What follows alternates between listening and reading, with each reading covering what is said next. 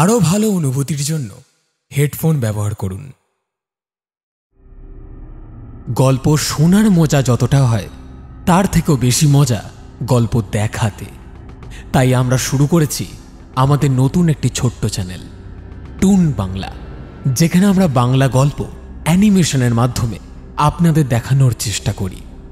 তাই আসুন আমরা সবাই মিলে চ্যানেলটিকে বড় করি। সাবস্ক্রাইব করুন আমাদের নতুন চ্যানেল টুন বাংলাকে। চ্যানেলের link description box, I button এবং কমেন্ট বক্সে দেওয়া রইল। কথায় আছে কালের পাপের ভাগ এবং তার পরিণাম আমাদের পরের জন্মেও ভুগতে হয়।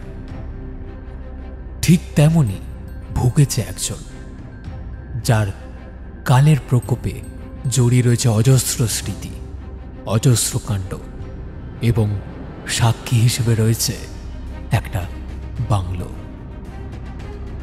শুনতে থাকুন আমাদের আজকের গল্প, লেখিকা শম্পা চক্রবর্তীর কলমে বাংলো বাড়ির এক রাত।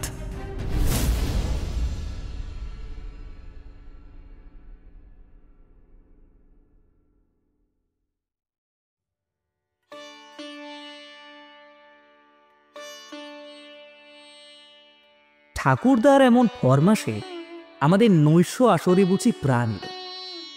আসলে আমরা তিনজন, মানে আমি, বরদা মানবেন্দ্র মানে মানব, আর আমাদের ছোট বোন। আমি নরেন। আজ পুরো 1 বছর পর ভাইফোঁটা উপলক্ষে এসে উপস্থিত হয়েছি আমাদের আদি বাড়িতে। 2 দাদুকে ফোঁটা দেওয়া আমার বোনের অবাল্য অভ্যাস। নিজের দাদু তো আর বেঁচে নেই, তাই এই দিনটা বোন বরাবর 2 দাদাকে সাথে নিয়ে মামার বাড়ি কুসুমপুর চলে আসে। সবুজে ঘেরা ছোট্ট সুন্দর এই গ্রাম কুসুমপুর। 2 দিনেই মন ভালো করে দেয় যেন। তবে আজকে লোডশেডিং হওয়ায় অনেকদিন পর আমরা সকলে মিলে দাদুর ঘরে গোল হয়ে বসেছে আড্ডা দিতে। আমরা বলতে আমরা 3 ভাই বোন, আর আমাদের মামা মামি, তাদের ছেলে পরেশ, মামির ভাই তপন এবং তার মেয়ে টুসি। আমার বরদা মাঝে অনেক বছর ঘর ছাড়া ছিলেন। তন্ত্রে মন্ত্রে তার বেজায় বিশ্বাস। দাদু সুযোগ বুঝে এই ঝড় বাদলের দিনে মোক্ষম একটা প্রশ্ন তুলেছেন বটে। তাহলে আপনাদের সেই একটা রাতের গল্প বলি। চেষ্টা করলেও সারা জীবনে ভুলে যাওয়ার মতো নয় সে রাত। সেবার গুরুদেবের এক শিষ্যের আমন্ত্রণে আমি আর গুরুদেব আসাম রাজ্যে গিয়েছিলাম। সেই যজমানের নাতির পৈতে বা বিয়ে কিছু একটা উপলক্ষে গেছিলাম। যাওয়ার কারণটা এখন আর ঠিক সেভাবে মনে নেই। অত মনে করার দরকার নেই, আসল গল্পেতে এসো দেখি। আপনারা তো জানেন আমি দীক্ষা নিয়েছিলাম এককালে। আশ্রমে থেকেছি কয়েক বছর। গুরুদেবের সেই শিষ্য আসাম দেশের বন বিভাগে চাকরি করত। ওনার যখন তখন যেখানে সেখানে যেতে হয়। আমরা যাওয়ার পর একদিন তাঁর যাওয়ার কথা পাহাড়ের চূড়ার দিকে এক বাংলোতে। সে বাংলোতে পরদিন নাকি কি সব চুক্তিপত্র স্বাক্ষরিত হবে বড়লাট আর কারজানের মধ্যে। তা আমরা বাপু আদার ব্যাপারী, এত খোঁজে দরকারি বাকি। তবে সেই শিষ্য নাছর বান্দা, গুরুদেবকে সেখানে নিয়ে যাবেই। এত সুন্দর সেখানকার ব্যবস্থা। আমার তখন একেবারে তরুণ বয়স। আমাকে সেই যজমান স্বপ্ন দেখালেন সে বাংলোতে পৌঁছেই আরামসে হাত পা ছড়িয়ে বসা যাবে। বাংলোর চৌকিদারের রান্নার হাত নাকি খুব খাসা। চিমনির মধ্যে গনগনে আগুন জ্বলবে, তাতে একটা হাঁড়িতে টকবক করে ডিমের খিচুড়ি ফুটবে। এমন সুন্দর স্বাদ নাকি সেই রান্নার, যে একবার গলা দিয়ে নামলে সেই স্বাদ আর ভোলা যায় না। একে অনেক দিন ঘর ছাড়া, তাই বরাবর একটু খাওয়ার দিকে টান ছিল। এই কথা অস্বীকার করি কি করে। তা সে যাত্রায় গুরুদেব আমাদের সঙ্গে গেলেন না। ওনার বয়স হয়েছে, তাই এত উঁচু পাহাড়ের ওপরে ওঠা পোষাবে না। অগত্যা আমি ও তারকবাবু, অর্থাৎ গুরুদেবের সেই যজমান, চললাম ঝড় বৃষ্টির মধ্যে বন জঙ্গল পার হয়ে পায়ে হেঁটে পাহাড়ের চূড়ার দিকে। সারাদিন খাড়াই পাহাড়ে বেয়ে বেয়ে উঠতে উঠতে অবশেষে দিনের আলো নেভার একটু আগে গিয়েই পৌঁছলাম কামরূপ পাহাড়ের একটা চূড়ার ওপরের বন বাংলোতে। গরম গরম খিচুড়ি আর হাঁসের ডিমের স্বপ্ন দেখতে দেখতে শীতের ঝড় বৃষ্টির মধ্যে দিয়ে খাড়া পাহাড়ের পথ বেয়ে দিনের আলো নিভে গেলে আমরা পৌঁছলাম সেই পাহাড়ি বন বাংলোর সামনে।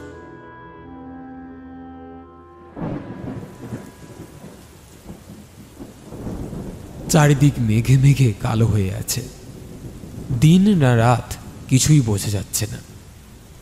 এমনই অন্ধকার নেমে এসেছে কামরূপ পাহাড়ের শীর্ষদেশ জুড়ে। বাংলোর টিনের চাল দিয়ে অবিশ্রান্ত ধারায় বৃষ্টির জল নেমে আসছে। পুরো বাংলো বাড়িটা খুটখুটে অন্ধকার, মনে হচ্ছে না ভেতরে কোনো মানুষ রয়েছে বলে। সেগুন কাঠের দরজা জানলাগুলো ইঁটে বন্ধ করা, কোনো ফাঁক ফোকর দিয়ে আলোর রেশ মাত্র নেই। সেই সঙ্গে বৃষ্টিতে কাক ভেজা হয়ে ঠক ঠক করে কেঁপে যাচ্ছি আমি আর গুরুদেবের যজমান তারকবাবু আর তাঁর এক চাকর নব। ব্যাপার দেখে ঘাবড়ে গিয়ে নব দমাদম তার পেশিবহুল হাত দুটো দিয়ে দরজায় ঘা মারতে লাগলো আর চেঁচাতে লাগলো, কে আছো গো, দরজা খোলো, বন বিভাগের তারকবাবু এসেছেন। বন বিভাগের এ বাংলোটি চৌকিদার তিনু হাজারিকা 24 ঘন্টার দায়িত্বে। যখনই বন বিভাগের কোনো পদস্থ অফিসার আসেন সেই তাঁর খিদমতে হাজির থাকে।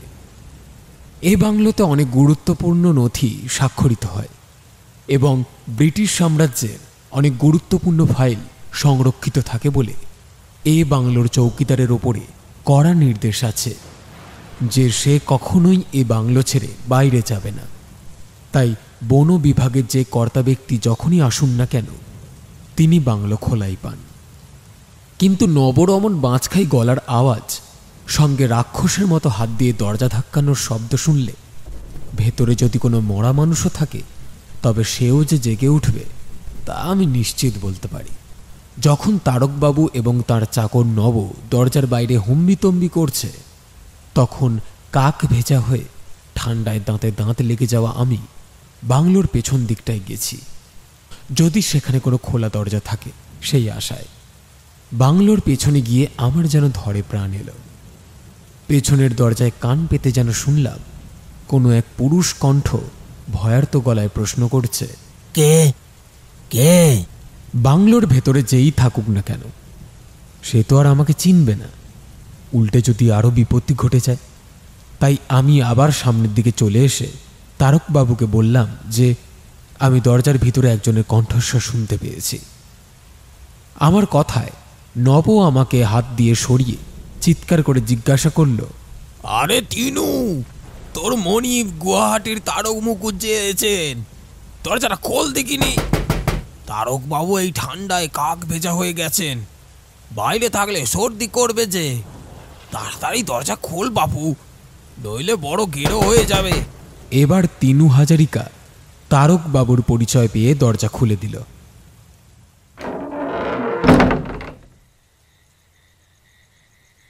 নবর হাতে পেট্রোম্যাক্সের বাতিটায় আমার চোখ পড়ল। সে রাগে অগ্নিশর্মা হয়ে হাত তুলেছিল তিনুকে পেটাবার জন্য, কিন্তু তারকবাবুর প্রশ্রয় না পেয়ে হাতের সুখ আর করতে পারল না। নিষ্ফল আক্রোশে ততদিক হেঁড়ে গলায় চেঁচিয়ে বলল, ওহ, এই তাড়াতাড়ি চিমনিতে আগুন দে, রান্না বসা আর ডিমের খিচুড়িটা যেন বেশ ঝাল হয়। তারকবাবুর পদমর্যাদা ভুলে গিয়ে এবার উল্টে তিনুই অট্টহাস্য করে বলল, কি বললেন? ডিমের খিচুড়ি? সে গুড়ে বালি স্যার, এমন ঝড়ে 3 দিন আগেই তো চিমনির চোঙাটা উড়ে গেল। এই ঝড় জলে কোনো মিস্ত্রিও কাজে আসতে চায়নি। উনুনে টিনের জল পড়ে জল জমে রয়েছে। ঘরে যা ছিল এই 2 দিন ধরে তাই কাঁচা চিবিয়েই খেয়েছি, আজ কিছুই নেই। আপনাকে যে শরীর গরম করতে দেবো তার জন্য একটুখানি তামাকও নেই। তিনু, আমার টিনের বাক্সটায় পাউরুটি, মাখন আর মাছ ভাজা আছে, একটু গরম করার ব্যবস্থা করে সবাইকে দিয়ে দে। চলো, ওভাবে তাকিয়ে আছিস কেন? ভূত দেখছিস নাকি?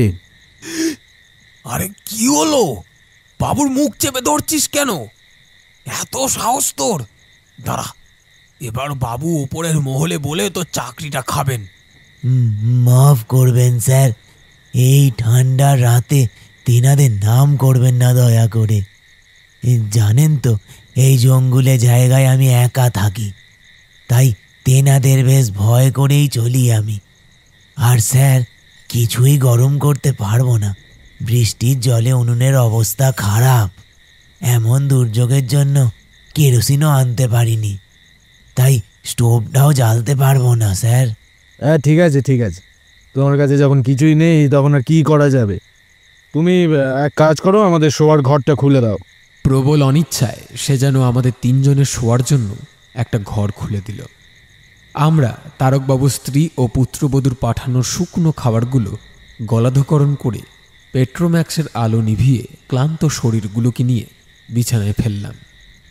বিছানায় শোয়ার সঙ্গে সঙ্গে নব ও তারকবাবুর কুম্ভকর্ণের মতো নাসিকা গর্জনের শব্দ আমার কানে এলো। বুঝলাম কেমন ঘুম হবে রাতে। হঠাৎ থেমে গেল নবর নাসিকা গর্জনের শব্দ। ও যেহেতু আমার পাশের খাটিয়াতে শুয়েছিল, তাই তড়াক করে আমার বিছানায় উঠে এসে বলল, মালব দাদা, আমার মুখের ওপর কেমন যেন একটা বড় ঠান্ডা হাত এসে পড়েছিল। মনে হলো কোনো মরা মানুষের হাত। আর আমি আরও বিছানাতে শোবনি, তোমার সঙ্গে এক বিছানায় শুব। যাও বা একটা খাটিয়াই হাত পা ছড়িয়ে শুয়ে গায়ের ব্যথা সারাচ্ছিলাম, তাতেও মনে হয় না ভগবান খুশি হয়েছেন। এখন এই দশাশই চেহারার রাবণ যদি আমার খাটিয়াতে শোয়ে, তবে আমি আর বিছানায় জায়গা পাবো না, এই ঠান্ডায় মেঝেতে শুতে হবে। তাই যতই বলি, আরে ও তোমার মনের ভুল, ক্লান্তির জন্য এমন মনে হয়েছে, ততই সে যেন আমার ঘাড়ে এসে চাপে। গোদের উপরে বিষ ফোড়ার মতো একেবারে নাসিকা গর্জন থেমে গেল তারকবাবুর। ঘুমের জড়তা নিয়ে উনি বললেন, নব, তোর ঠান্ডা ঠান্ডা হাত পাগুলো আমার কম্বলের মধ্যে ঢোকাচ্ছিস কেন? নিজের বিছানায় শোকে যা। এবার তো আক্কেল গরুম হওয়ার জোগাড়। একই ভুল তো দুজন মানুষ একসঙ্গে হতে পারে না। তিনজনের চোখের পাতা থেকে ঘুম উড়ে গেল। মাঝখানে আমাকে রেখে তারকবাবু এবং নব আমাকে জড়িয়ে ধরে কাঠের মেজের ওপর বসে রইল। আমি একবার পেট্রোম্যাক্সটা জ্বালাতে চেষ্টা করেছিলাম, কিন্তু ওটার কেরোসিন শেষ হয়ে গেছে বলে মনে হয়। তার টাংস্টেন সাদা বাল্বের মতো সলতেটা হাজার চেষ্টা করেও জ্বলল না। নব কাঁপতে কাঁপতে একটা নলের মতো জিনিস দিয়ে কেরোসিন স্প্রে করে ভিজিয়ে দিল সলতেটাকে, তবুও জ্বলল না সেটা। ম্যাক্স সাহেবের পেট্রোম্যাক্স বাতিটি একটু আলো দিতেও সক্ষম হল না। মনিপ ও চাকর দুপাশ দিয়ে আমাকে চেপে ধরে বসে আছে আর ঠক ঠক করে কাঁপছে। তারকবাবু তার পৈতের মধ্যে আঙুল পেঁচিয়ে গায়ত্রী জপ করছে। মনে হচ্ছে এরা দুজনে আর কিছু সময়ের মধ্যেই অজ্ঞান হয়ে যাবে। তবে এদের অজ্ঞান হয়ে যাওয়ার আগেই দরজার ফাঁক দিয়ে একটা ক্ষীণ আলোর রেখা আমাদের চোখে পড়ল। নব বলে উঠল, যাক বাবা, বেঁচে গেলাম। ভূতে তো আর আলো চালাতে পারে না, মনে হয় তিনু আলো এনেছে। দরজার ছিটকিনিগুলো ঠিক মতো লাগে না, তাই বাইরে থেকে ধাক্কা দিতেই ক্যাঁচ শব্দ করে মরচে ধরা কবজার দরজা খুলে গেল। দেখি নবর অনুমানটাই ঠিক। বাংলোর চৌকিদার তিনু হাজারিকা একটা বহু পুরনো হ্যারিকেন নিয়ে হাজির হয়েছে। না না না না, এ তো তিনু নয়, সাহেবী পোশাক পরা অনেক যুগ আগের ছবি থেকে উঠে আসা যেন কোনো মানুষ। পোশাক দেখে মনে হচ্ছে কোনো বাবুর্চি বা আরদালি টাইপের কেউ হবে। মানুষটা যেন আমাদেরকে দেখতেই পেল না, মনে হলো ঘরের মধ্যে কিছু খুঁজতে এসেছে। সেই জিনিসটা না পেয়ে মানুষটা যেমনভাবে এসেছিল ঠিক তেমনভাবেই বেরিয়ে গেল। আমিও আমার দুপাশের দুজনের বন্ধন ছাড়িয়ে আরেকবার চেষ্টা করলাম পেট্রোম্যাক্সটি জ্বালতে। বলা যায় না, এমন পাহাড়ি জায়গায় এমন পুরনো ঘরের মধ্যে সাপ বা নিদেন পক্ষে কাঁকড়া বিছে থাকলেও আশ্চর্য হব না।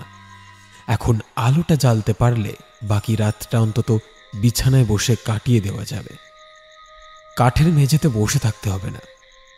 মায়ের আশীর্বাদে আমার এবারে চেষ্টায় পেট্রোম্যাক্সের বাতিটা জ্বলে উঠল। আমাদের গ্রামের যাত্রার আসরে এই বাতিটা জ্বালাবার দায়িত্বে আমিই থাকতাম। তাই এই বাতি জ্বালাতে আমাকে বেশি বেগ পেতে হলো না। বাতিটা জ্বলে উঠতেই আমি তারকবাবু ও নবকে বললাম যে ওনাদের ভালো করে ঘুমোতে। আমি বাকি রাতটা জেগে ওদেরকে পাহারা দেব। আমার কথায় ভরসা পেয়ে ওনাদের নাসিকা গর্জন আবার শুরু হয়ে গেল। আমি এবারে বিছানা থেকে নেমে এসে খুঁজতে লাগলাম এমন কোনো জিনিস যা কিছুক্ষণ আগে সেই অশরীরী আত্মাটি খুঁজতে এসেছিল। হ্যাঁ, আমি আমার মায়ের সাধনার দ্বারা বুঝতে পেরেছিলাম যে যিনি কিছুক্ষণ আগে ঘরে প্রবেশ করেছিলেন তিনি আর যেই হন না কেন রক্ত মাংসের মানুষ নন। তবে কথা আমি আর দুই পার্শ্বচরকেও জানাইনি, জানালে হয়তো ওদের এতক্ষণে দাঁত কপাটি লেগে যেত। আমার মন বলছিল সেই ঈপ্সিত জিনিসটা এই ঘরেই আছে। পেট্রোম্যাক্সের বাতিটা দিয়ে আমি ঘরের আনাচে কানাচে খোঁজ চালালাম। কিছুক্ষণ পর একটা পাল্লা খোলা দেরাজের নিচের দিকে তাকেতে অনেক কাগজপত্রের মধ্যে ছোট্ট লোহার বাক্স দেখতে পেলাম। এই জিনিসটাই কি খুঁজতে এসেছিল, নাকি আমাকে কিছুর ইশারা করে গেল সে? দেখি খুলে যা আছে কপালে। এইটুকু বাক্সে আর কি থাকতে পারে? হয় দুর্লভ কোনো মণিমাণিক্য বা নিদেন পক্ষের সাপের বাচ্চা, আর তা না হলে একটা আধটা কাঁকড়া বিছে তো থাকবেই। বাতিটার আলোটা আর একটু উজ্জ্বল করে আমার পার্শ্বচরদের আড়াল করে যাতে ওনাদের ঘুমের ব্যাঘাত না ঘটে, হাতের একটা মোচড়ে বাক্সের তালা ভেঙে ফেললাম। কি আছে এতে? দেখলাম সেই বাক্সে রয়েছে একটা বিবর্ণ হয়ে যাওয়া চিঠির পাতা। সাদা কাগজটি তার বর্ণ হারিয়ে হলুদ হয়ে গেছে। দীর্ঘদিন ধরে সময়ের সঙ্গে লড়াই করে টিকে আছে সে। চিঠিটার ভাঁজ অতি সন্তর্পণে খুললাম আমি। চিঠির কাগজটা বিবর্ণ হয়ে গেলেও লেখা একেবারে অমলিন। মনে হয় খুব দামি কালিতে লেখা হয়েছে, একেবারে ঝরঝরে ইংরেজিতে লেখা। আমি ঢাকা মুন্সেফ কোর্টে চাকরি করার সময় গোড়াদের ভাষাটাকে ভালোভাবে রপ্ত করেছিলাম, তাই চিঠির তর্জমা করতে আমার বিন্দুমাত্র অসুবিধা হলো না। প্রথমেই চিঠির তারিখ দেখে চমকে উঠলাম আমি, কারণ আমরা যেদিন সেই বাংলোতে গিয়ে পৌঁছেছিলাম তার তারিখ ছিল 16/12/1938, আর এই চিঠির মাথায় যে তারিখ দেওয়া ছিল তা হল 16/12/1838, অর্থাৎ ঠিক 100 বছর আগে লেখা এই চিঠি আমার হাতে এসেছে। মনকে প্রশ্ন করলাম, এটা কি নিছকই কাকতালীয়, নাকি অন্য কোনো গূঢ় উদ্দেশ্য আছে? এবার আর সময় নষ্ট না করে চিঠিটা পড়ায় মন দিলাম। প্রিয় বান্ধবী মেরি, কেমন আছিস তুই? কিছুদিন ধরেই ভাবছিলাম যে তোকে চিঠি লিখব। মনটা বিশেষ ভালো নেই আমার। সেই যে আমি বাবার সঙ্গে ইন্ডিয়াতে চলে এলাম, প্রায় 1 বছর হয়ে গেল বল। তারপর থেকে আমি একদম একা হয়ে পড়েছি। আমার মতো ঘরকুনো আর বদমেজাজি বন্ধুকে তো তুই ভালো বুঝতিস, তাই তুই আমার জীবন থেকে চলে যাওয়ার পর একদম একা হয়ে গেছি আমি। অনেক দিনের জমানো কথা বলবো তোকে আজ। চিঠিটা কিন্তু ফায়ার প্লেসে ফেলে দিস না, শেষ পর্যন্ত পড়ে যত্ন করে রেখে দিস। আগের চিঠিতে তুই জানতে চেয়েছিলি ইন্ডিয়াতে কেমন সময় কাটছে আমার।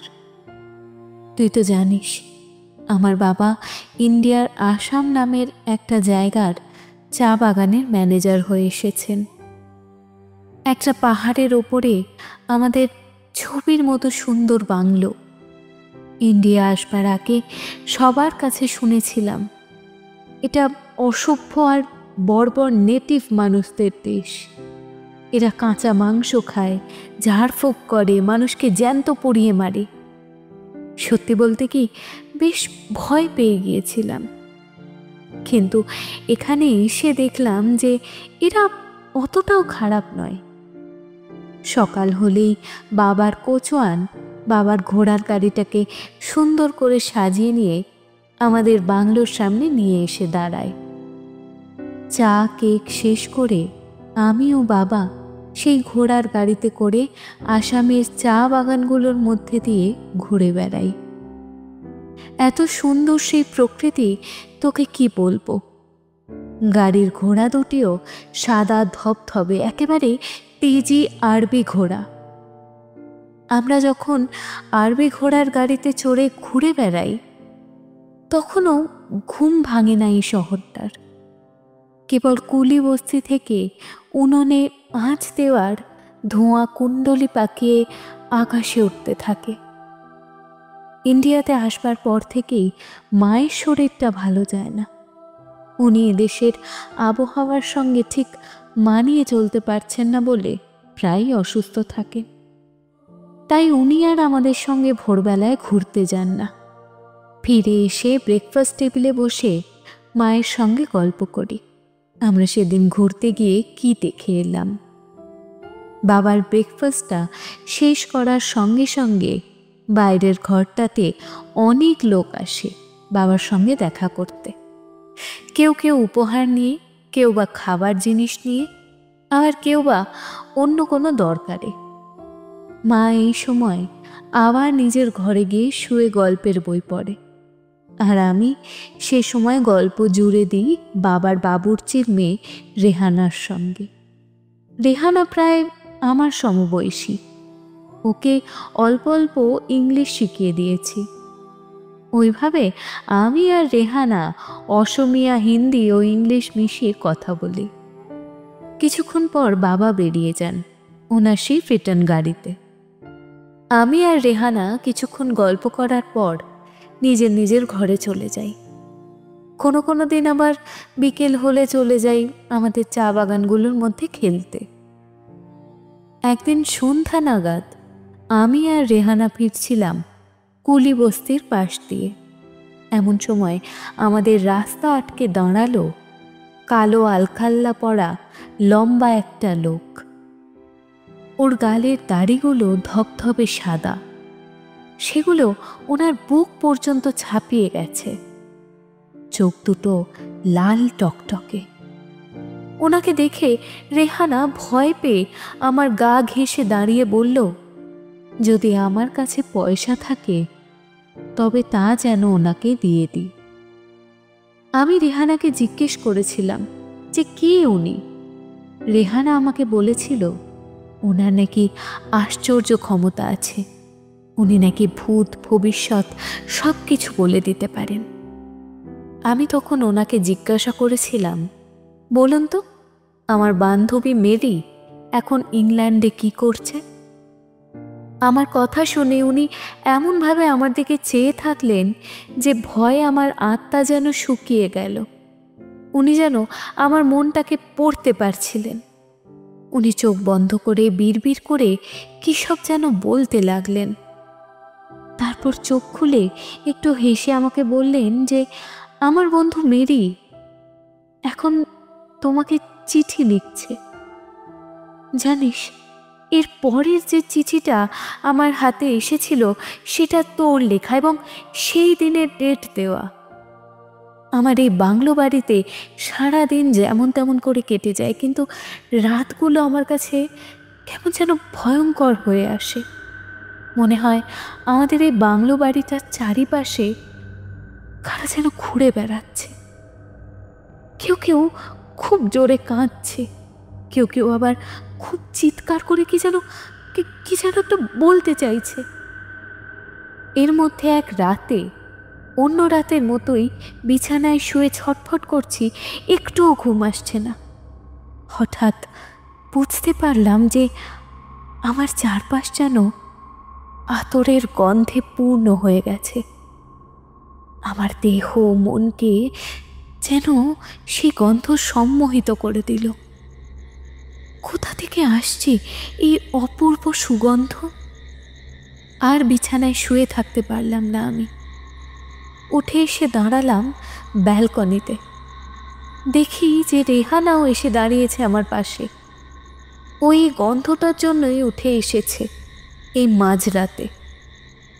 গন্ধটার উৎস অনুসন্ধানের জন্য আমরা সামনের দিকে এগিয়ে যেতে লাগলাম, কিন্তু করিডোর পার হয়ে বাবার স্টাডি রুমের কাছে পৌঁছানোর সঙ্গে সঙ্গে উধাও হয়ে গেল সেই গন্ধটা। ভয় পেয়ে গেলাম আমি আর রেহানা। ভাবলাম আমার ঘরের আশেপাশে কেউ লুকিয়ে আছে কিনা, তার শরীর থেকেই এই গন্ধটা আসছিল কিনা। ভয় পেয়ে চিৎকার করে উঠে আমি আর রেহানা। আমাদের চিৎকার শুনে ছুটে আসে নৈশ প্রহরীরা। তন্ন তন্ন করে তারা খুঁজতে থাকে পুরো বাংলো, কিন্তু কেউ কোথাও নেই। হঠাৎ মাঝরাতে নীরবতা ভঙ্গ করে আমাদের বাংলোর নিচের কোনো ঘরের মধ্যে বেজে ওঠে Spanish guitar, drum set, piano আর ভায়োলিন। বাবা ওই সমবেত যন্ত্রসঙ্গীতের আওয়াজ পেয়ে ভয় কাঁপতে কাঁপতে নিজের বেডরুম থেকে বেরিয়ে এলেন। যে বাবা আমার কাছে ইউরোপিয়ান নাইটদের মতো বীর, তার এমন অবস্থা দেখে আমার আরও ভয় লাগলো। করিডোরের মধ্যে তখন আমার আর বাবার পাশে এসে দাঁড়িয়েছে আমার মা আর রেহানা। চারজনে আমরা অবাক বিস্ময় শুনছি সেই অসামান্য যন্ত্রসঙ্গীতের মিলিত ঐক্যতান। তারপর আবার হঠাৎ করেই তা থেমে গেল, আবার নিস্তব্ধ হয়ে গেল চারিদিক। সেদিন পূর্ণিমা ছিল। যতক্ষণ যন্ত্রসঙ্গীতের ঐক্যতান শুনছিলাম ততক্ষণ চাঁদকে না অপূর্ব মায়াবী লাগছিল। কিন্তু যন্ত্রসঙ্গীত শেষ হওয়া মাত্রই কেউ যেন চাঁদের মুখের ওপর টেনে দিল কালো একটা পর্দা। বাকি রাতটা আর কেউ ঘুমোতে পারলাম না। বাবা খুব রেগে গিয়ে বলে উঠলেন এসব নেটিভ লোকদের কারসাজি। আমাদের ভয় দেখিয়ে ওরা ইন্ডিয়া ছাড়া করতে চায়। হয়তো চা বাগানের কোনো কুলিকে শাস্তি দিয়েছিলেন তিনি, তাই হয়তো ওরা জোট বেঁধে এমন কাজ করছে। বাবা রিপোর্ট করলেন বড়লাটের কাছে। তিনি আসামের পুলিশ সুপারকে আমাদের বাংলোর তদন্ত করতে বললেন। ব্রিটিশ পুলিশ তন্ন তন্ন করে আমাদের বাংলোর পরীক্ষা করেও যখন কিচ্ছু পেল না, তখন নাইট গার্ডের সংখ্যা আগের চেয়ে দ্বিগুণ করে দেওয়া হলো। বড়লাটের হুকুমে আমার দরজার সামনেও পাহারা বসানো হলো। কিন্তু আমি জানতাম যে এই ঘটনা কোনো মানুষের কর্ম নয়, এ নির্ঘাত কোনো প্রেতাত্মার কাজ। সেদিনের ফকির বাবার সঙ্গে দেখা হওয়ার পর আমি বুঝে গেছিলাম ইন্ডিয়াতে ব্ল্যাক ম্যাজিক, ভূত, প্রেত সব সত্যি আছে। তাই পাহারাওয়ালাতে দেখে মনে মনে হেসে ফেললাম আমি। এসব কোনো মানুষ বন্ধ করতে পারবে না। পৃথিবীর কোনো অস্ত্র দিয়েই এই সব প্রেতাত্মাদের কাজ বন্ধ করা যাবে না। পরের 1 সপ্তাহ আর কোনো গণ্ডগোল হলো না। কিন্তু 10 দিনের দিন এমন একটা ঘটনা ঘটে গেল, আমি তোকে লিখবার ভাষা খুঁজে পাচ্ছি না। পরের দিন বাবার চা বাগানে কোনো গুরুত্বপূর্ণ মিটিং ছিল। বাবা তার জন্যই অনেক রাত পর্যন্ত কাজ করছিলেন। হঠাৎ বাবা দেখলেন যে করিডোর দিয়ে একটা ছায়ামূর্তি পা ঘষে ঘষে হেঁটে চলছে। যেন খুব ক্লান্ত, স্লথ গতিতে হাঁটছে লোকটা। সেই অস্পষ্ট ছায়ামূর্তিটিকে দেখে বাবা তার গুলি ভরা রিভলভারটা হাতে নিয়ে বেরিয়ে এলেন ঘর থেকে। বাবা ঘর থেকে বেরিয়ে এসে ছায়ামূর্তিটিকে ফলো করতে থাকেন। বাবা কোনো আওয়াজ করে কাউকে ডাকতে পারছিলেন না, যেন সেই ছায়ামূর্তিটি তাকে সম্মোহিত করে ফেলেছিল। ছায়ামূর্তিটি ক্রমশ দোতলা পার করে সিঁড়ি দিয়ে নেমে যায়। বাবাও ওইভাবে ছায়ামূর্তির পেছনে চলতে থাকেন।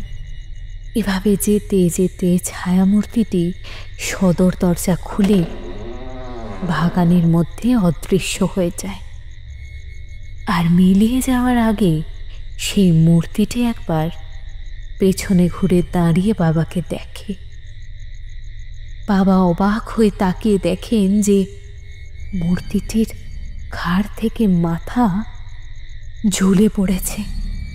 মনে হয় তার মাথাটাকে কেউ এক কোপে উড়িয়ে দিতে চেয়েছিল, কিন্তু সেটাকে পুরোপুরি উড়িয়ে দিতে পারেনি, একটু ঘাড়ের সঙ্গে লেগে রয়েছে।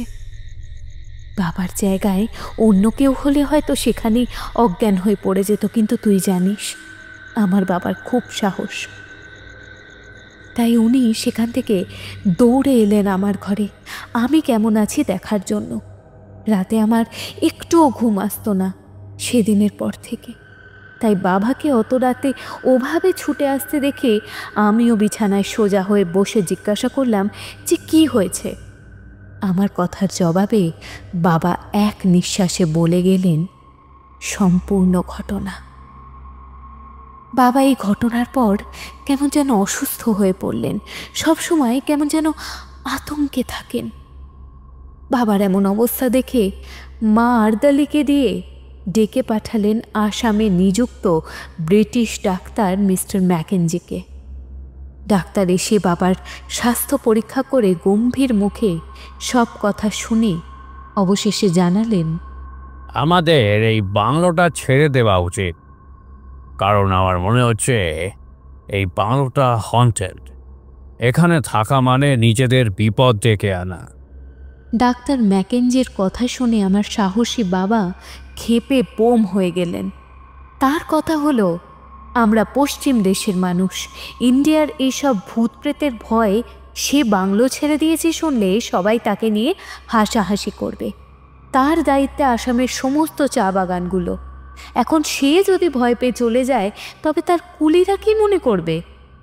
তাই সে এই বাংলো কোনোভাবেই ছেড়ে যাবে না। ডাক্তার ম্যাকেঞ্জি অভিজ্ঞ মানুষ। তিনি বুঝতে পারলেন যে আমার বাবা ভয়ঙ্কর জেদি আর একগুঁয়ে মানুষ, যা বলছেন তাই করবেন। তবুও তিনি বাবাকে অনেকভাবে বোঝানোর চেষ্টা করলেন। অবশেষে বাবার জেদের কাছে হার মেনে মাথা নাড়িয়ে বলে দিলেন, আমার কথাটা শুনলে মনে হয় ভালো করতে গ্রাহাম। ডাক্তারবাবু চলে যাওয়ার পর সেই রাতটা আমরা সবাই জেগেই কাটালাম। নাইট গার্ডেরা গুলি ভর্তি বন্দুক নিয়ে সারা বাংলো পাহারা দিতে লাগলো। কিচ্ছু ঘটল না সেই রাতে। ভোরবেলায় বাবা আমার মাথায় হাত বুলিয়ে বললেন, আজ রাতের পাহারার জন্য কোনো ঘোস্ট এলো না ভয় দেখাতে। সব ওই তুষ্টু নেটিভদের কারসাজি। আমার কিন্তু বাবার কথায় একটুও ভরসা হলো না, কারণ ওই ফকিরকে দেখার পর আমি ইন্ডিয়ার ভূত প্রেত কালো জাদু এসব কিছুতে বিশ্বাস করতে শুরু করে দিয়েছিলাম। কিন্তু বাবাকে ওই ফকিরের কথা বলা যাবে না, বললে হয়তো রেগে গিয়ে উনি রেহানাকে বাড়ি থেকে তাড়িয়ে দেবেন। এরপর আবার কিছুদিন সব ঠিকঠাক চলল। আবার সেই নাইট পার্টি, পিকনিক, পিয়ানো বাজনা শোনা আর আরবি ঘোড়ায় ঘুরতে যাওয়া। কিন্তু আমার ষষ্ঠ ইন্দ্রিয় যেন বলতো কিছু একটা ঘটতে চলেছে। হলেও তাই। আবার এক মাঝরাতে, এবার আর কোনো অস্পষ্ট ছায়া মূর্তি নয়, এবারে শুনলাম কোনো এক তরুণীর স্পষ্ট খিলখিল হাসি। তারপর দেখলাম আমার বেডরুমে টাঙানো রয়েছে এই যুবতী নারীর রাত পোশাক। আমি শিওর যে এমন রাত পোশাক আমার মায়ের নেই, আর আমার পরার প্রশ্নই ওঠে না। এই ব্যাপারটা এতটাই ভয়ঙ্কর ছিল আমার কাছে যে ভয়ে আমি যেন বোবা হয়ে গিয়েছিলাম। বাবাকে ডাকবার চেষ্টা করছিলাম, কিন্তু আমার গলা দিয়ে কোনো আওয়াজই বের হতে পারেনি। তবু রোজ রাতের মতো সে রাতেও বাবা আমার ঘরে এসেছিলেন আমাকে দেখতে। উনি এসে দেখেন যে আমি অজ্ঞান হয়ে বিছানায় পড়ে আছি, আর আর সেই রাত পোশাকটি আমার ঘরে ঝুলছে। সেই সঙ্গে ওই পোশাকটা দিয়ে বেরিয়ে আসছে সেই সুন্দর গন্ধটা, যেটা এক রাতে আমরা সবাই পেয়েছিলাম। রাতের ওই ঘটনার পর আমি আর মা এই বাংলোতে আর থাকতে রাজি ছিলাম না, কিন্তু আমার বাবার জেদ পর্বত প্রমাণ। তিনি সব কিছুর শেষ দেখতে চান, আর ঘটনারও শেষ দেখতে চাইছিলেন। আমার বাবা এখনো বিশ্বাস করেন যে কোনো বদমাশ লোক এসব করছে। রাতের অন্ধকারে তারা আমাদের বাংলোর পাঁচিল টপকে এসে এসব করে ফিরে যাচ্ছে। আজকে ঠিক ওইভাবে কেউ এসেই আমার ঘরের হ্যাঙ্গারে কোনো যুবতীর রাত পোশাক ঝুলিয়ে রেখে চলে গেছে। আমার খুব মনে হচ্ছিল বাবা যদি কয়েক মাসের ছুটি নিয়ে আমাদের ইংল্যান্ডে ঘুরিয়ে আনেন তবে বেশ হয়, কারণ এখানে থেকে থেকে আমার মাথা খারাপের অবস্থা হয়ে গেছে। রাত গভীর হলেই প্রথম প্রথম আত্মাদের ফিসফিসানি কণ্ঠস্বর আমার কানে আসতো, কিন্তু এখন আর ওদের কণ্ঠস্বর নয়, মৃত আত্মাদের দল আমার সামনে এসে সারিবদ্ধ হয়ে দাঁড়িয়ে থাকে। তোর কাছে হয়তো আমার এই কথাগুলো পাগলের প্রলাপ বলে মনে হবে, কিন্তু সেই প্রেতাত্মারা আমার দিকে না বিষণ্ণ চোখে তাকিয়ে থাকে। কেউ কেউ কিছু যেন বলতে চায় আমাকে, কিন্তু আমি যে ওদের ভাষা বুঝতে পারি না। রাতের পর রাত আমার এভাবেই কেটে যায় নিদ্রাহীনতায়। দিনের বেলায় আমার কিছুতেই মন বসে না, কেবল রাতের সেই ভয়ঙ্কর প্রেতাত্মাদের মিছিলের কথা আমার মনে ঘুরতে থাকে। খাবার থেকে সম্পূর্ণ রুচি চলে গেছিল আমার। দুপুরেও আমি ছটফট করি, আমার ঘুম আসে না। রেহানার সঙ্গেও গল্প করতে বা খেলতে আমার আর ভালো লাগে না। রেহানা শুকনো মুখ করে আমার দরজায় দাঁড়িয়ে থাকে। ওকে এভাবে দেখে আমার খারাপ লাগলেও কিছু ভালো লাগে না আমার। এভাবে চলতে চলতে একদিন দিনের বেলায় আমি অজ্ঞান হয়ে পড়ে গেলাম। আমার ওই অবস্থা দেখে পুরো বাংলো জুড়ে হইচই পড়ে গেল। আরদালিরা জুড়ি গাড়ি নিয়ে বেরিয়ে পড়ল ডক্টর ম্যাকেঞ্জিকে নিয়ে আসবার জন্য। উনি এসে আমার অবস্থা দেখে কিছু পরীক্ষা করে বললেন, আমার নাকি অ্যানিমিয়া হয়েছে। খুব অদ্ভুতভাবে সারা শরীর রক্তশূন্য হয়ে যাচ্ছে। ম্যাকেঞ্জির কথা শুনে তো আমার মা বাবার মাথায় হাত। যে বাংলোতে ৩ জন কুক রয়েছেন, আমার মুখের কথা খসার আগেই যেখানে আমার পছন্দের খাবার চলে আসে আমার টেবিলে, সেই আমার কিনা অ্যানিমিয়া। ডক্টর ম্যাকেঞ্জি সন্দেহ করলেন আমার শরীরের সব রক্ত উধাও হয়ে যাচ্ছে। আসলে রাতের পর রাত এসব প্রেতাত্মাদের সঙ্গে জেগে থেকে আমার শরীরটা এভাবে অসুস্থ হয়ে পড়েছিল। জানিস মেরি, কয়েক রাত আগে যে ফুলমুনের দিন ছিল, সেই রাত থেকেই আমি আর এক অদ্ভুত বাজনার শব্দ শুনতে পাচ্ছি মধ্যরাতে। এই সুন্দর বেহালা বাজানোর শব্দ যেন আমাকে আচ্ছন্ন করে দেয়। মনে হয় কে যেন খুব করুণ সুরে বেহালা বাজাচ্ছে। আমি উঠে পড়ি সেই বাজনার শব্দে। ধীরে ধীরে দরজা খুলে বেরিয়ে যাই করিডোরের দিকে। এখন আমি আর কোনো প্রেতাত্মাদের ভয় করি না। শুধু জানি যে ওরা আমার কোনো ক্ষতি করবে না। আমিও প্রেতাত্মার মতোই ওই বাজনার সুর অনুসরণ করে চলতে থাকি। পুরো বাংলো নিস্তব্ধ, সবাই ঘুমোচ্ছে এই বিশ্ব চরাচরে। শুধু আমার চোখেই ঘুম নেই। বেশ বুঝতে পারি যে আমাদের লম্বা করিডোর যেখানে শেষ হয়েছে, সেখানে সিঁড়ি পার হয়ে বেসমেন্টের কোথাও বসে সেই প্রেতাত্মাটি বাজাচ্ছে প্রাণ আকুল করা সুরে তার বেহালাটিকে। কোনো করুণ সুর যে এত সুন্দর হয় তা আমার জানা ছিল না। এই সুর যেন আমাদের জীবনের সমস্ত কান্নাকে ধরে রেখেছে। সাহস করে নামলাম বেসমেন্টের দিকে। বুঝতে পারলাম যে একতলার ভাড়ার ঘরের পাশের ঘরটা হাবিজাবি জিনিসপত্র দিয়ে ঠাসা বলে যে ঘরটা তালা বন্ধ থাকে, সেই ঘরের মধ্যে থেকে ভেসে আসছে ওই বেহালা বাজানোর করুণ সুর। বেহালার সুর যে এত প্রাণ আকুল করা হতে পারে তা জানতাম না আমি। বাবার মতো জেদ পেয়েছি আমি, তাই জেদ ধরলাম এই জবনিকা আমাকে টানতেই হবে। দেখতে হবে ওই ঘর খুলে যে কে বাজাচ্ছে এমন করুণ সুরের বেহালা। কিন্তু ঘরটা তো তালা দেওয়া, এর চাবিটা পাবো কোথায়? ওই ঘরের চাবি কোথায় আছে তা আমি জানিও না। পরদিন রেহানাকে অনেক দিন পর আবার কাছে ডেকে নিলাম। ও বেচারি এতদিন পর আবার আমার কাছ থেকে আমন্ত্রণ পেয়ে ভারী খুশি হলো। ওর কাছে গত রাতের ঘটনাটা সম্পূর্ণ বলে দিলাম, আর এও বললাম যে যেভাবে হোক ওকে ওই ঘরের চাবি খুঁজে নিয়ে আসতে হবে। সার্ভেন্ট কোয়ার্টারের কেউ না কেউ তো জানবেই ওই ঘর সম্পর্কে বা ওই ঘরের চাবি সম্পর্কে। রেহানা আমাকে বুদ্ধি দিল যে এই বাড়ির সবচাইতে পুরনো চাকর বুড়ো রাম খিলাওয়ান, হয়তো উনি জানতে পারেন এই ঘরের চাবি সম্পর্কে। পরদিন দুপুরবেলায় দুজনে যুক্তি করে বাংলো থেকে বেরিয়ে রাম খিলাওয়ানের ঘরে গেলাম। আমাকে দেখে বৃদ্ধ মানুষটি কি করবেন বুঝে পেলেন না। আমি তাকে স্বাভাবিক করে জানতে চাইলাম ওই ঘরটার চাবি এখন কোথায় আছে। আমার কথা তখন পুরোটা শেষ হয়নি, ওই বৃদ্ধ মানুষটি আমার মুখে ওনার হাত চাপা দিয়ে কান চেপে বলে উঠলেন, রাম রাম রাম। তাকে দেখি ওনার চোখ মুখের ভাষা পাল্টে গেছে, যেন তীব্র ভয় আর আতঙ্ক ওনাকে গ্রাস করেছে। উনি আমাকে বলে দিলেন ওই ঘরটার আশেপাশে কখনো না যেতে, ওই ঘরে জিনদের বাস, ওরা মানুষ ধরে খায়।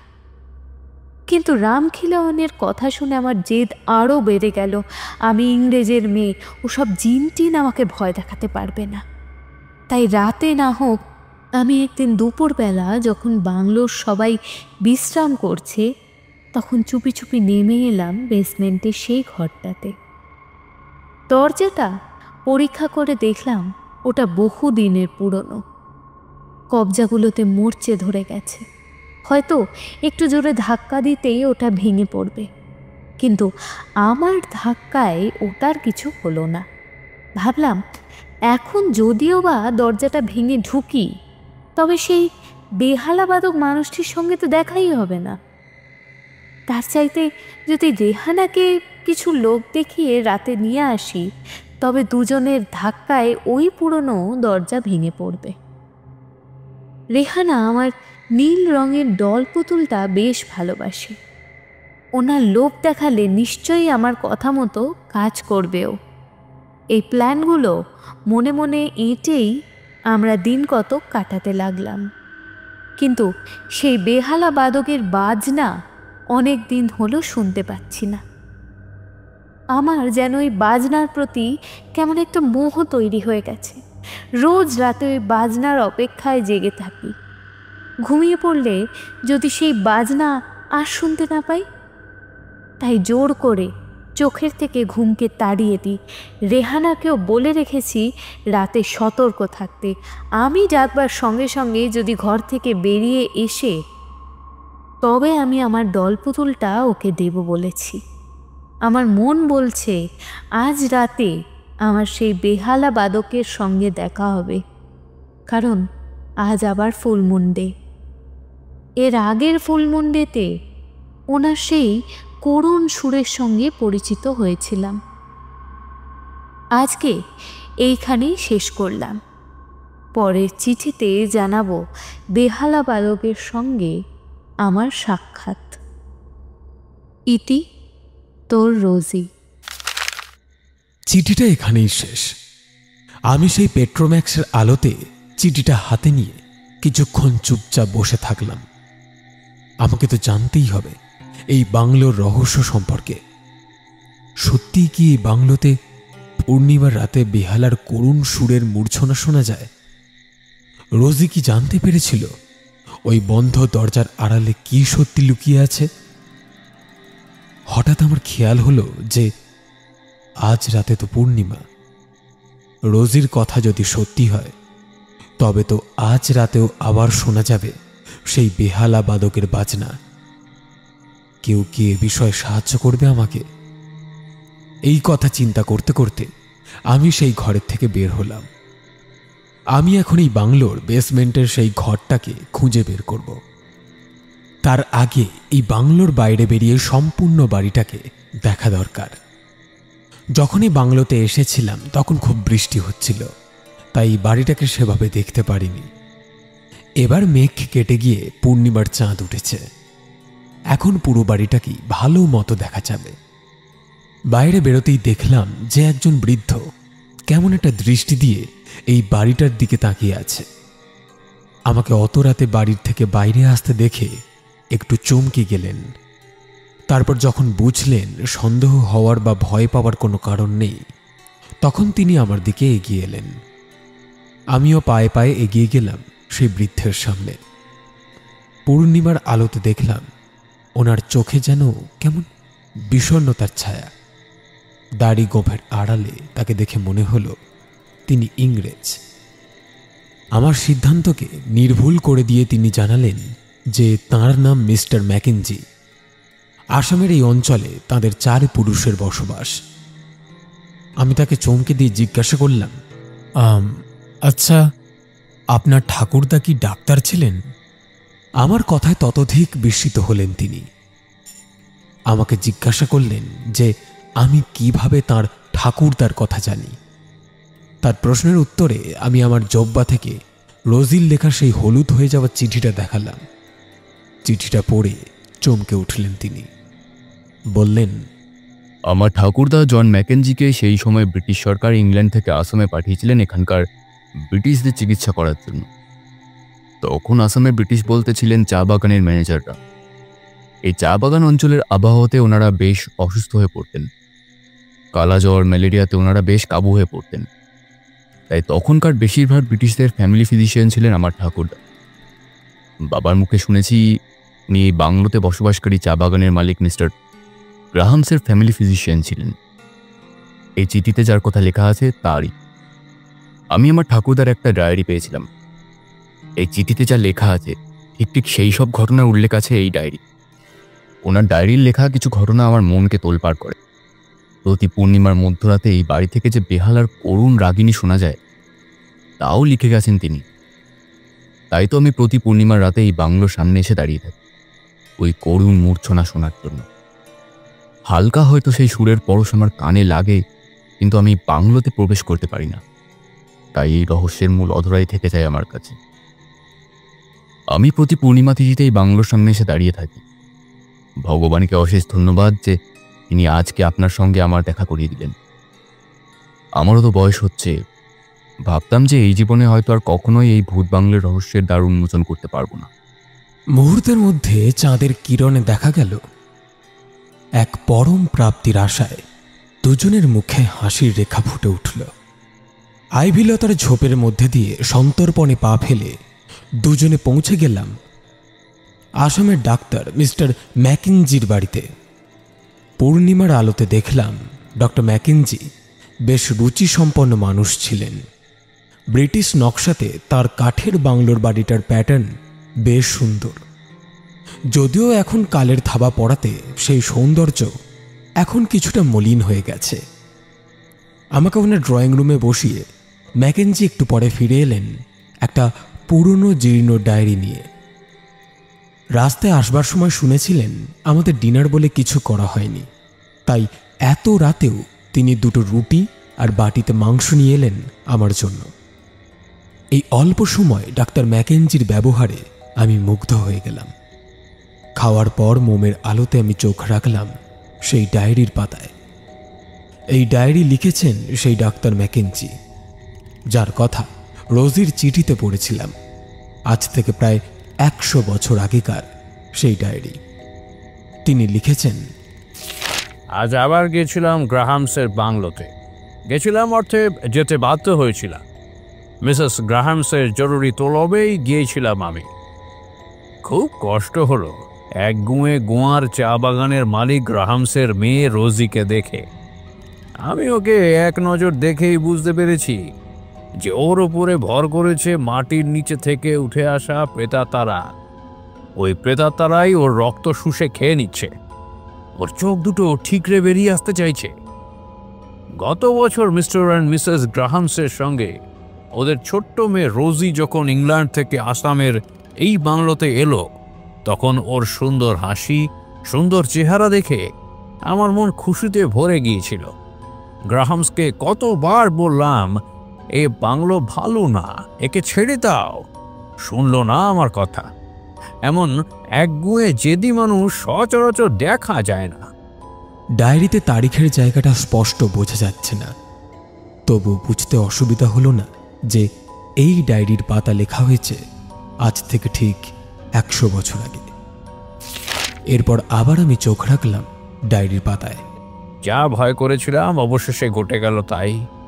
গ্রাহামসের এমন সুন্দর ফুটফুটে প্রাণচঞ্চল মেয়েটার রক্তহীন চোখ, কোটরে বসা দেহটার পোস্টমর্টেম করতে পাঠিয়ে দিলাম। একেবারে শেষ মুহূর্ত পর্যন্ত যে সে বেঁচে থাকার ব্যাকুল প্রত্যাশা নিয়েছিল তার চিহ্ন ধরা আছে তার মুষ্টিবদ্ধ হাতে। এরপর আর ডায়েরিতে কিছু লেখা নেই। রোজি কি বেসমেন্টের ওই ঘরটাতে ঢুকেছিল? তার কোনো উত্তর না পাওয়া পর্যন্ত একটি মিসিং লিঙ্ক থেকে যাবে এই রহস্যের। আসল ঘটনাটা জানাই যাবে না। তাই আমি আর মিস্টার ম্যাকেঞ্জি ঠিক করলাম যা করতে হবে এই রাতের মধ্যেই, নইলে এই রহস্যের সমাধান হবে না। এই রহস্যের সমাধানের জন্য আমরা আবার চুপিসারে এবারের পেছন দিক দিয়ে ওই বাংলো বাড়িতে প্রবেশ করলাম। আমাদের মনে হচ্ছে রোজির চিঠি আর ডাক্তার ম্যাকেঞ্জির ডায়েরির মধ্যে আরও একটা কিছু থাকা দরকার। হয় কোনো পুরনো চিঠি বা পুরনো দলিল বা কোনো ডায়েরি, যা ওই বেহালা বাদকের সন্ধান দিতে পারবে আমাদের।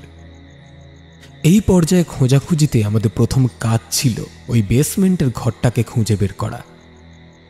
মিস্টার ম্যাকেঞ্জি সঙ্গে নিয়ে এসেছিলেন একটা বড় 5 ব্যাটারির টর্চ। আমরা সেই টর্চ জেলে সিঁড়ি দিয়ে নেমে এলাম রোজির চিঠির কথা মতো বেসমেন্টের ঘরটার দিকে। কি আশ্চর্য, 100 বছর পার করেও সেই ঘরটার চেহারার বিন্দুমাত্র পরিবর্তন হয়নি। হয়তো মাটির নিচের ঘর বলে এই ঘরটার দিকে কারো দৃষ্টি পড়েনি। রোজির চিঠির বর্ণনা মতো সেই একই রকম জং ধরা কবজা পাল্লা একদিকে ঝুলে পড়েছে। মিস্টার ম্যাকেঞ্জির নীরব সমর্থনে আমি হাতের একটু চাপ দিতেই ভেঙে গেল দরজাটার তালা। দুজনে মাকড়সার জাল পরিষ্কার করে ধীরে ধীরে প্রবেশ করলাম সেই ঘরে। আতিপাতি খুঁজতে শুরু করলাম যদি কোনো মিসিং লিঙ্ককে পাওয়া যায়। পেলাম অবশেষে। এর মধ্যে 100 বছর বা তারও আগের জমাট ধুলোবালি ঘেঁটে ভূতের মতো চেহারা নিয়ে আবিষ্কার করলাম বিবর্ণ হয়ে যাওয়া ছেঁড়া পাতার একতারা ছিন্ন পত্রকে। মিস্টার ম্যাকেঞ্জি পকেটে করে আতশ কাঁচ নিয়ে এসেছিলেন। কোনো রকমে দুজনে টর্চের আলোতে একটা পুরনো ট্রাঙ্কের ওপর বসে পড়তে লাগলাম সেই ছিন্নপত্র। এই চিঠিগুলোর লেখক কোন একটা যুবক পুরুষ। হয়তো সে তার প্রেমিকার কাছে নিয়মিত চিঠি লিখে যে গেছে, কিন্তু কোনো চিঠি তার পাঠানো হয়নি। সেই ছিন্নপত্রগুলোকে জোড়া তারা দেওয়ার পর সম্পূর্ণ ঘটনা যেন আমাদের চোখের সামনে সিনেমার মতো ফুটে উঠল। এই চিঠিগুলো লেখার কাল হয়তো ভারতবর্ষে ইংরেজিদের আগমনের প্রাথমিক লগ্নে। তখন ভারতবর্ষ মানে ব্রিটিশদের কাছে ম্যালেরিয়ার দেশ, সাপ ভূত প্রেতের দেশ। না, ভুল বললাম, দেশ নয়, পুরো দস্তুর এক জঙ্গলের রাজ্য, যেখানে নেটিভ আদিবাসীরা বাস করে। তারা উলঙ্গ অবস্থায় থাকে, কাঁচা মাংস খায় আর নরবলি দেয়।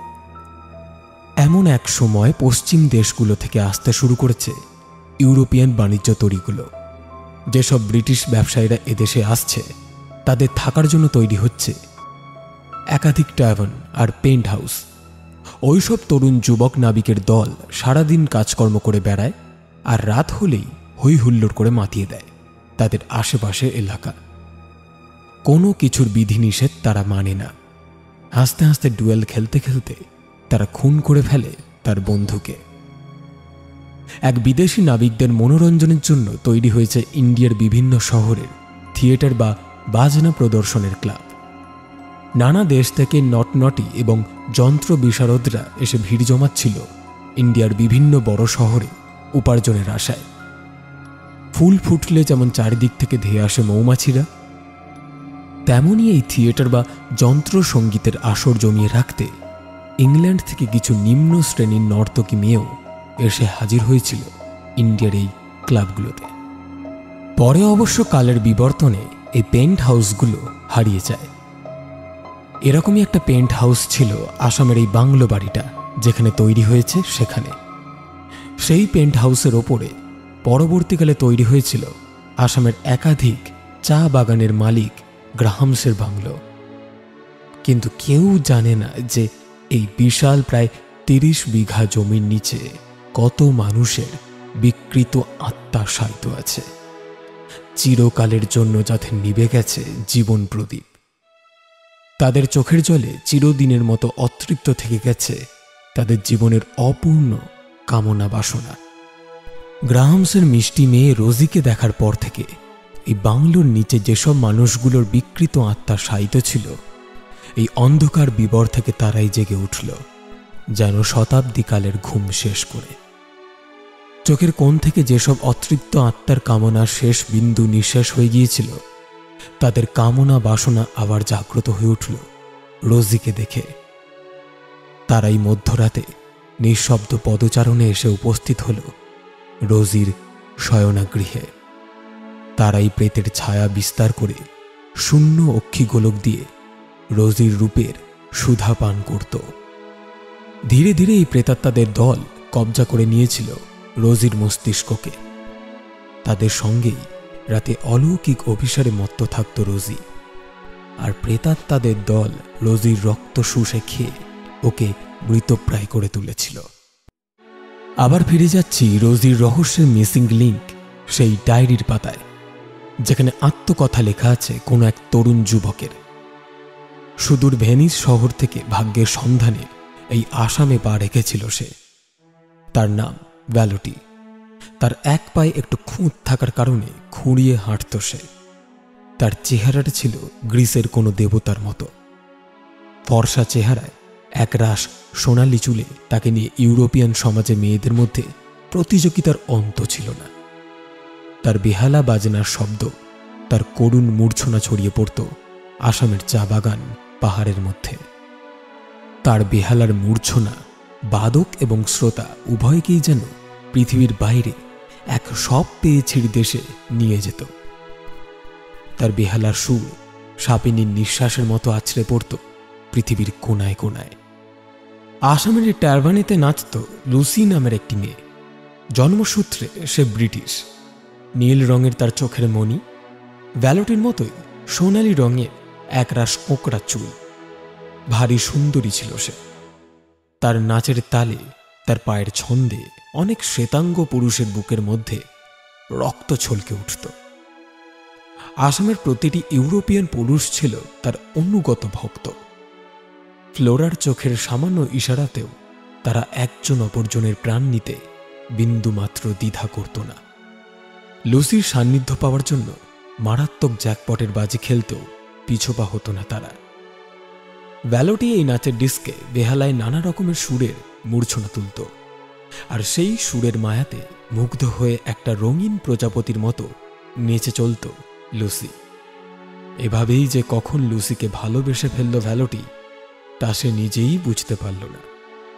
ধীরে ধীরে তাদের যুগলবন্দি এক আশ্চর্য মায়াজাল রচনা করত ডিস্কে। লুসির নাচের অন্তরালে ভ্যালোটি তার বেহালায় ঝড় টেনে যখন এক করুণ মহাসঙ্গীত রচনা করত, তখন সমস্ত দর্শক যেন সম্মোহিত হয়ে পড়ত। ভ্যালোটি চেয়েছিল লুসিকে বিয়ে করে এই কামার্ত পুরুষদের পরিবেশের বাইরে অন্য কোথাও চলে যেতে, যেখানে ভ্যালোটি তার বেহালা বাজাবে কেবল তার লুসির জন্য।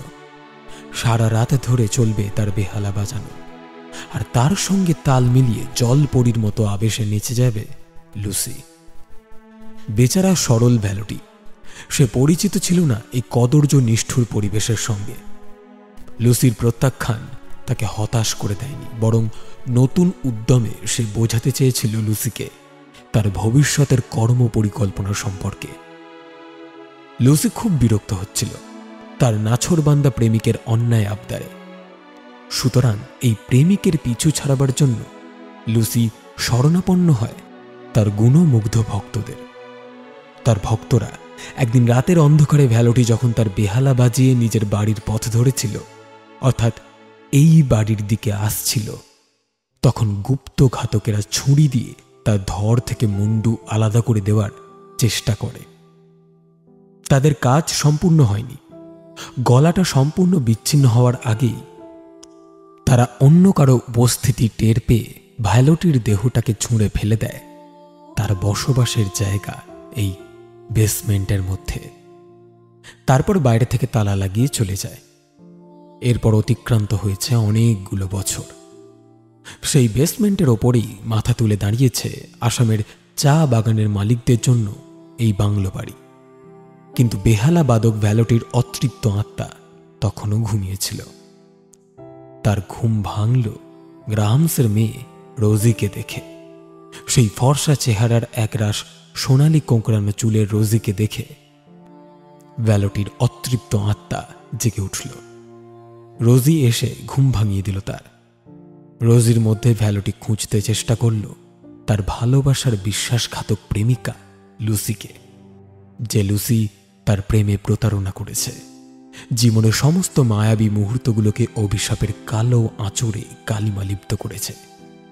সেই লুসি যেন একগোছা টাটকা ফুলের সুবাস নিয়ে হাজির হল মৃত ভ্যালোটির অতৃপ্ত আত্মার কাছে। আমাদের তন্ত্রশাস্ত্র জন্মান্তরে বিশ্বাস করে আমি ভ্যালোটির ডায়েরি, রোজির চিঠি আর ডক্টর ম্যাকেনজির ডায়েরি পড়ে একটা যোগসূত্র বের করে ফেললাম। আমি বেশ ভালোভাবে বুঝতে পারছিলাম যে রোজি লুসির উত্তরাধিকারী হিসেবে পা রেখেছিল এই ভারতবর্ষের আসামের এই নির্দিষ্ট বাংলো বাড়িতে, যেখানে শায়িত আছে ভ্যালোটির অতৃপ্ত আত্মা। লুসি যে অন্যায় করেছিল, রোজি হয়তো তার প্রায়শ্চিত্তের মাধ্যমে ধুয়ে ফেলতে চেয়েছিল সেই পাপকে।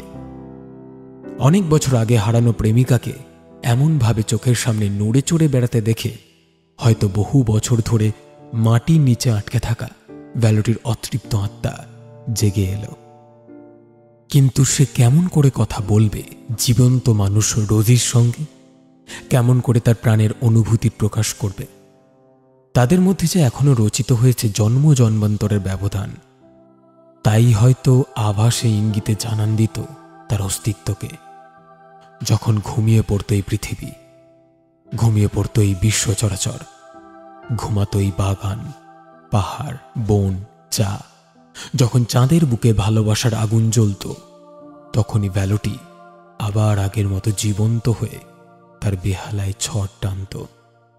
ভ্যালোটি আবার তার সুর মূর্ছনায় পরিপ্লাবিত করত এই পৃথিবীকে, যাতে লুসি ফিরে আসে তার কাছে, আবার চিনতে পারে তার সুর। এভাবেই রাতের পর রাত আকাশ বাতাস আকুল করা ভ্যালোটির সুর মূর্ছনায় প্রায় উন্মাদিনী হয়ে পড়েছিল রোজি।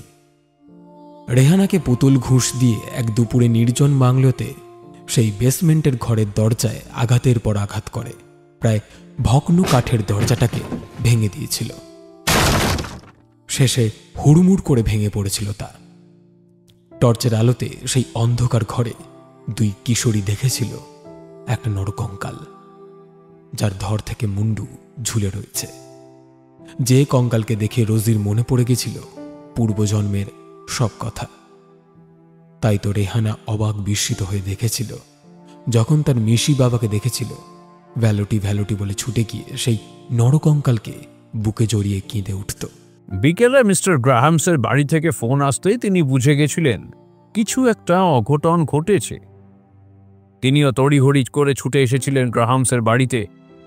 দেখেন যে গ্রাহামসের বাংলো বাড়িটার বেসমেন্টের সামনে ভিড় জমে গেছে। গ্রাহামসের বাংলো থেকে সেই বিকেলে ফোন পেয়েই আমার মনে একটা কু ডেকেছিল। বুঝতে পেরেছিলাম যে কিছু একটা অঘটন ঘটে গেছে ওই বাংলোতে। তড়িঘড়ি করে ছুটে গেছিলাম গ্রাহামসের বাংলোতে। দেখলাম যে কিশোরী রোজিকে শোয়ানো হয়েছে ওর বিছানায়। রেহানা নামের ওই কুকের মেয়েটা সম্পূর্ণ বোবা আর উন্মাদ হয়ে গেছে। রোজির শরীরটা পরীক্ষা করে দেখলাম যে ওর প্রাণ পাখিটা উড়ে গেছে, কিন্তু শরীরে কোথাও বিন্দুমাত্র আঘাতের চিহ্ন মাত্র নেই। মুখটা দেখে মনে হচ্ছে পরম শান্তিতে ঘুমোচ্ছে মেয়েটা। আমি যত্ন করে রোজির চোখের পাতা বন্ধ করে দিলাম। কি ঘটনা ঘটেছিল যার প্রত্যক্ষদর্শী ছিল রেহানা, সেও সম্পূর্ণ অপ্রকৃতিস্থ অমুক।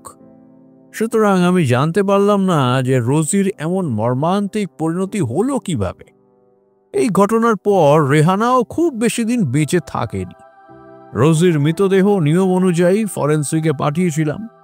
ছুরিকাছির তীব্র তীক্ষ্ণ আক্রমণে ছিন্ন বিচ্ছিন্ন হয়ে গিয়েছিল রোজির কিশোরী শরীর, কিন্তু তার শরীরে রক্তশূন্যতা ছাড়া আর কিছুই ফরেন্সিক রিপোর্টে আসেনি। এই পর্যন্ত ম্যাকেঞ্জি সাহেবের ডায়েরিটা পড়ে আমি তার বংশধরকে জিজ্ঞাসা করেছিলাম যে এরপর গ্রাহাম সাহেব কি করেছিলেন তিনি জানেন কিনা। হ্যাঁ, সে কথাও লেখা আছে তার ডায়েরির কয়েক পাতা পর। একমাত্র কন্যার মৃত্যু শোক তিনি সহ্য করতে পারেননি। চা বাগানের মালিকানা ছেড়ে উনি ওনার মিসেসকে নিয়ে ফিরে গেছিলেন ইংল্যান্ডে, তার দেশে।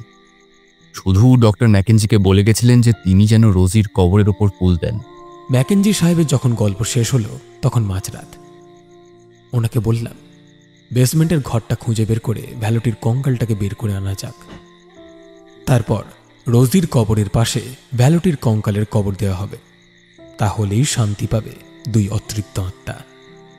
আর কখনো পূর্ণিমার রাতে বেহালার করুণ সুরে কেঁদে উঠবে না আসামের নদী পাহাড় উপত্যকা। আবার ফিরে এলাম দুজনে সেই বাংলো বাড়িতে। 5 ব্যাটারির জোরালো আলোতে খুঁজতে অসুবিধা হলো না বেসমেন্টের দরজা ভাঙা সেই ঘরটাকে। ঘরটায় ঢোকবার আগে প্রেত বশীকরণ মন্ত্র পড়ে নিজেদের বেঁধে নিলাম। মিস্টার ম্যাকেঞ্জি খ্রিস্টান হলেও কেন জানি না আমার তন্ত্রের উপরে ভরসা করলেন। তিনিও আমার সঙ্গে 108 বার জপ করলেন, ওম শ্রী বং বং ভূম ভূতেশ্বরী বাসাং কুরু কুরু সোহা। আমাদের কপাল ভালো যে সেদিন মূলা নক্ষত্র ছিল, আর বাংলোটির সামনেই একটা বাবলা গাছ ছিল। আমাদের 108 বার প্রেত বশীকরণ মন্ত্র জপ সম্পূর্ণ হলে দেখলাম রোজির সেই চিঠির মতো একজন মানুষ, যার ঘাড় শরীর থেকে ঝুলছে। শরীরে যেন শতাব্দীকালের শ্যাওলার গন্ধ। মানুষটি যেন কত কাল মাটির নিচে চাপা পড়েছিল। এমনই একটা আষ্টে গন্ধ বের হচ্ছে তার শরীর দিয়ে। আমরা বুঝে গেলাম যে আমাদের আহ্বানে ভ্যালুটির প্রেত হাজির হয়েছে এবং সে আমাদের বশীভূত হয়েছে, কারণ সে আমাদের কাছ থেকে মাংস চাইছিল। আমি আগে থেকে মিস্টার ম্যাকেঞ্জির ফার্ম হাউস থেকে একটা বেশ তাকড়া মোরগকে বেঁধে ঝোলাই করে নিয়ে এসেছিলাম। ভ্যালুটির প্রেত মাংস চাওয়াতে আমি সেটা তার দিকে ছুঁড়ে দিলাম। ইশারায় ম্যাকেঞ্জিকে ডেকে নিয়ে সেই বেসমেন্টের ঘরে প্রবেশ করে ভ্যালুটির কঙ্কালটা উদ্ধার করে এক নিঃশ্বাসে দৌড়াতে দৌড়াতে পৌঁছে গেলাম রোজির কবরের পাশে, যেখানে আমরা আগে থেকেই একটা কবর খুঁড়ে রেখেছিলাম। শুইয়ে দিলাম ভ্যালুটির অতৃপ্ত নরকঙ্কালকে। আপনারা বিশ্বাস করবেন কিনা জানি না, কবরে মাটি দেওয়ার পরেই সেই পূর্ণিমার আলোতে দেখলাম দুই নরনারী পরস্পরকে আলিঙ্গনাবদ্ধ অবস্থায় ধীরে ধীরে মিলিয়ে গেল অসীম শূন্যে। এতটা বলে দাদা চুপ করল। আমরা নীরবে পুরোটা শুনছিলাম। এমন একটা ঘটনা শোনার পর সত্যি আমাদের আর কারো কিছুর বলার ছিল না। মনে মনে ভাবলাম যে দাদা কতটা সাহসী, নয়তো ওরকম একটা ঘটনা ঘটার পর স্বাভাবিকভাবে সেখানে থাকা সত্যি অসম্ভব ব্যাপার।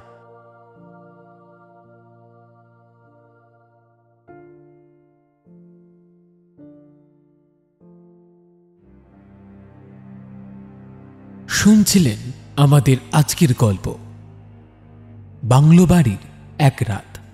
গল্পকার শম্পা চক্রবর্তী।